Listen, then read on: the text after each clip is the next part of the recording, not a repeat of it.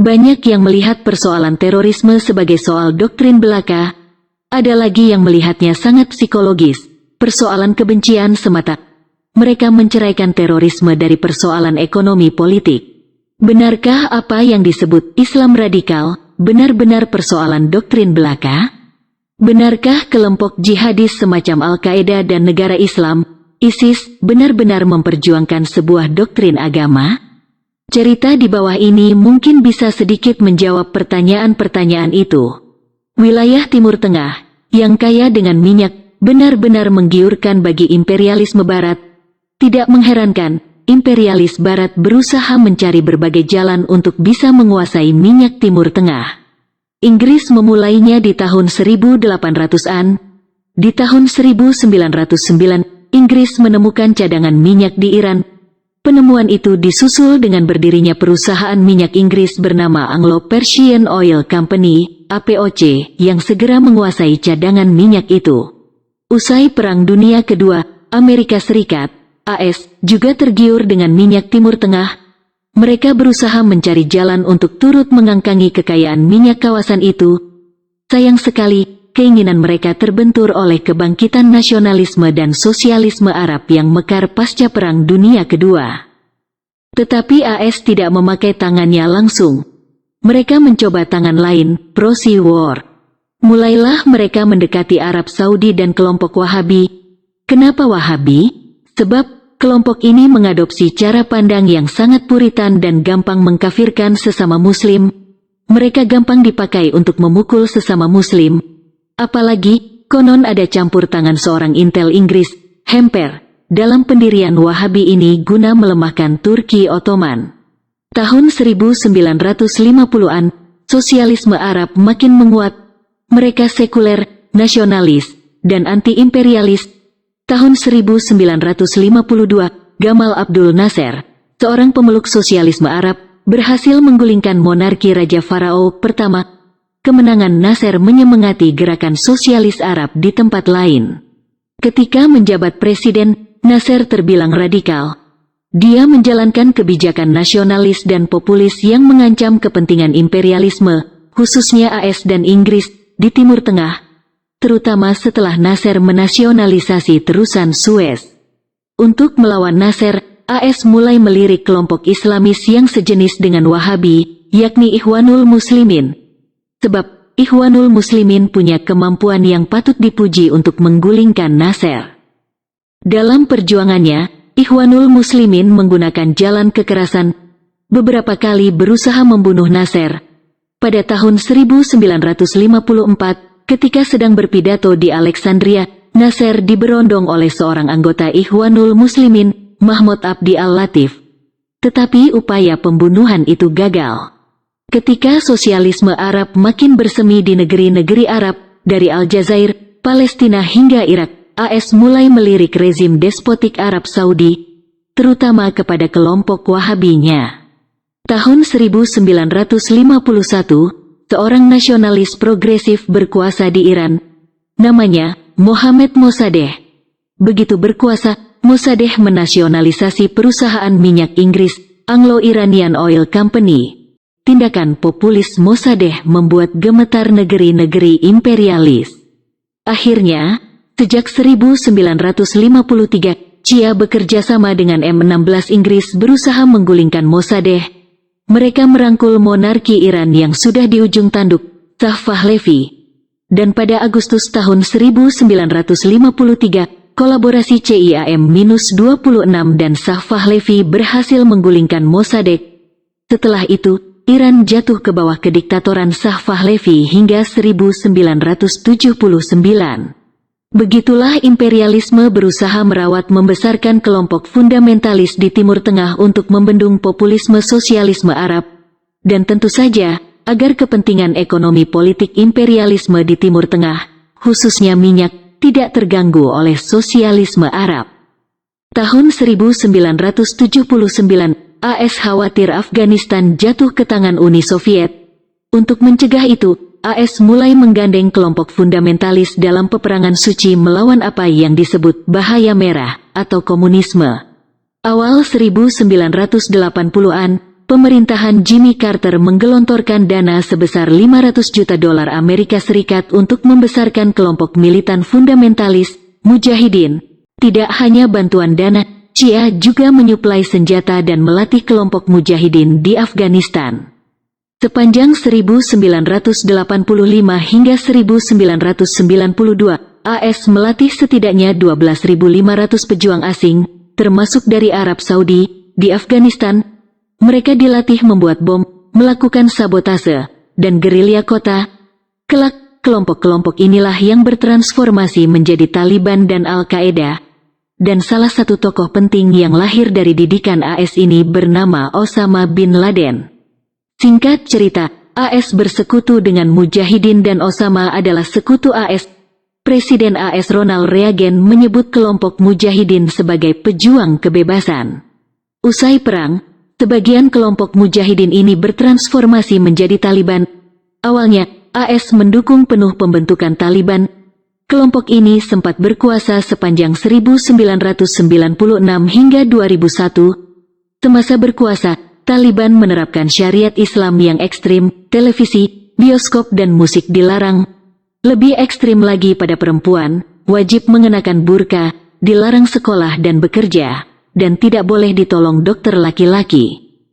Di tahun 1988, Osama mendirikan Al-Qaeda. Mereka mengadopsi ideologi Salafi jihadi.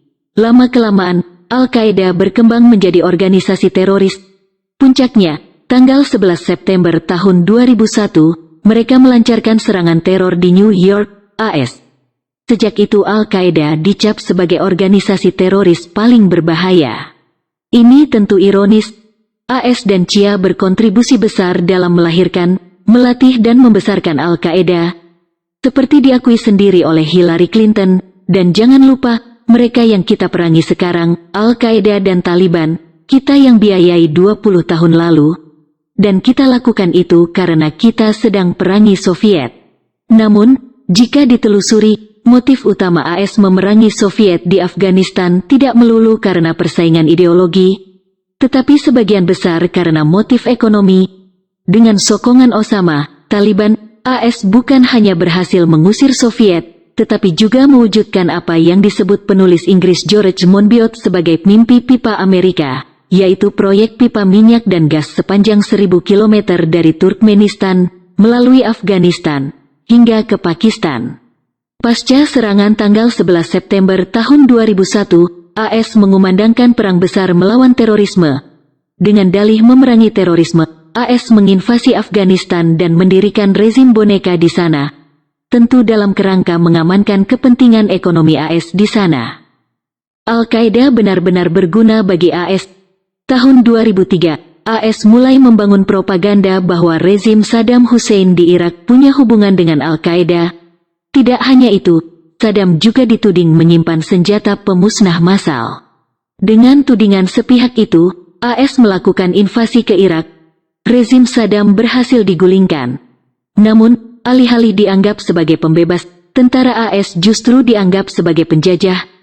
Sebuah jajak pendapat tak lama setelah invasi menyebutkan bahwa 71% rakyat Irak menganggap tentara AS sebagai penjajah ketimbang sebagai pembebas. Sebelum kehadiran tentara AS di Irak, tidak ada kelompok militan semacam Al-Qaeda dan sejenisnya. Namun, setelah invasi AS yang memicu sentimen anti tentara asing, kelompok militan mulai menjamur, termasuk Al-Qaeda.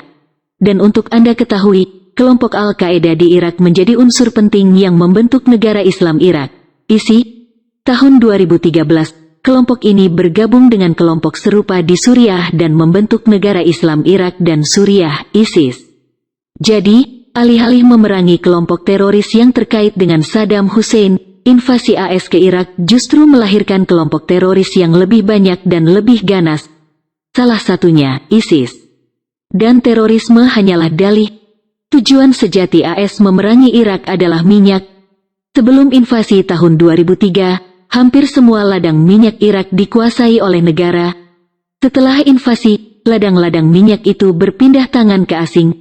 Perusahaan minyak raksasa, seperti ExxonMobil, Chevron, British Petroleum, Shell, termasuk Halliburton, kini menguasai minyak Irak.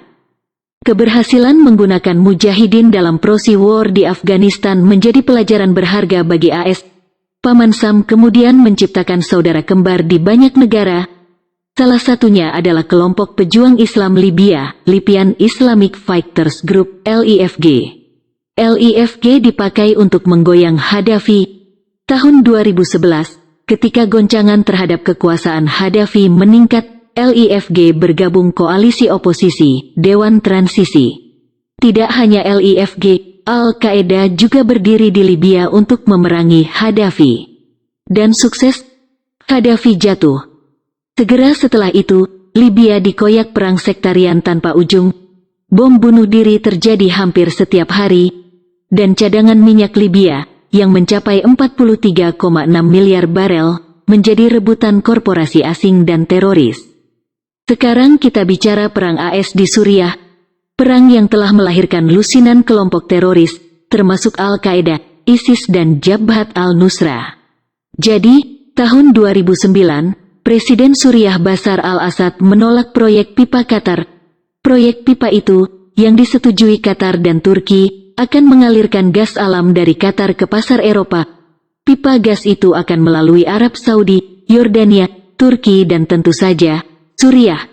Kalau proyek ini berhasil, ketergantungan Eropa atas gas alam Rusia akan berkurang. Yang bikin AS dan Barat makin marah terhadap Assad adalah keputusannya menyetujui proyek pipa Iran. Bagi Barat dan sekutunya, proyek pipa Iran justru akan memperkaya dan memperkuat pengaruh negara Syiah itu di Timur Tengah. Karena itu, sejak 2009, AS mulai mencari cara untuk melengsarkan Assad.